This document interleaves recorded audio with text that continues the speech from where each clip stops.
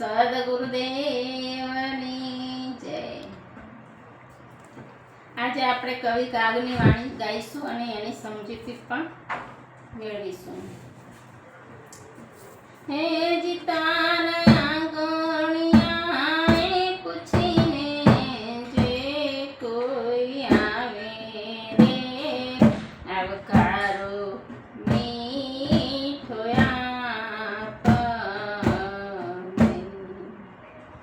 હે જીતાર કાને રે હે સંકટ કોઈ સંભળાવે રે બને તો થોડું કાપજે. કવિ કાગ આપણને આ સુંદર કાવ્યમાં કહે છે કે આપણી ભારતીય સંસ્કૃતિ શું છે. તો આપણી ભારતીય સંસ્કૃતિમાં કહે છે કે જો કોઈ અતિથિ તારા આંગણે આવે તો એને તું મીઠો આવકારો આપજે. એને તું માથું ધુણાવીને ના ન પાડતો. કારણ કે આપણા ભારતની સંસ્કૃતિમાં અતિથિનું મહેમાનનું ખૂબ જ મહત્વ છે. તો જે કોઈ પણ તારા આંગણે આવે દુખિયા તો એને તું મીઠો આવકારો આપજે. અને જો એ તને કોઈ સંકટ સંભળાવે તો એને તું ધ્યાનથી સાંભળજે અને જો તારાથી મદદરૂપ થવાય તો એના સંકટ ઓછું થાય એવી તું એમને મદદ કરજે. કવિ કાગ આગળ કહે છે કે માનવીની પાસે કોઈ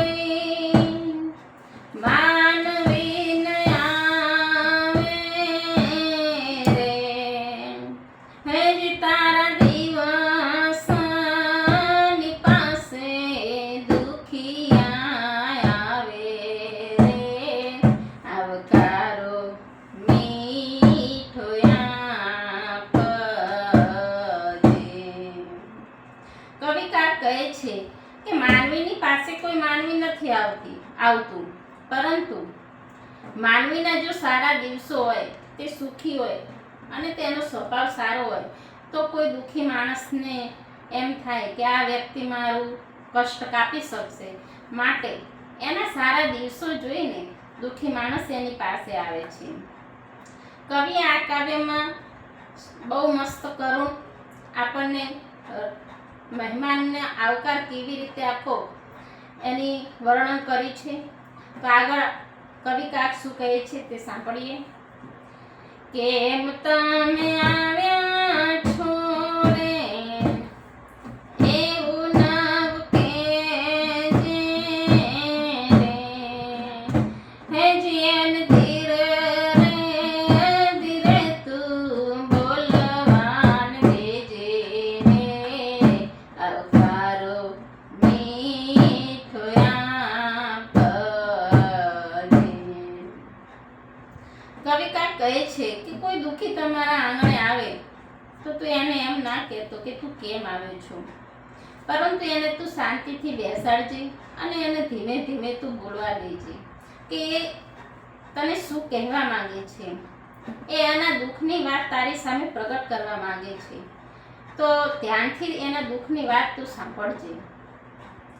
કવિ કાગ આગળ કહે છે કે વાત એની સાંભળીને આડું નવ જોજે રે વાત એની સાંભળીને આડું નવ જોજે રે હે જે માથું રે હલાવી હોકારો દેજે રે આવકારો મીઠો આપજે. જ્યારે કોઈ દુઃખી તમારા આંગણે આવે છે તો અમુક લોકોને એ નથી ગમતું, પરંતુ કવિ કાગ કહે છે કે તું એવું ના કરતો. જો એ તારી વાત સાંભળીને તું કંઈ આડું અવળું ન જોતું કે એની વાત તને નથી ગમતી, તો ધ્યાનથી એની વાત સાંભળજે અને માથું હલાવીને એને હોકારો આપજે.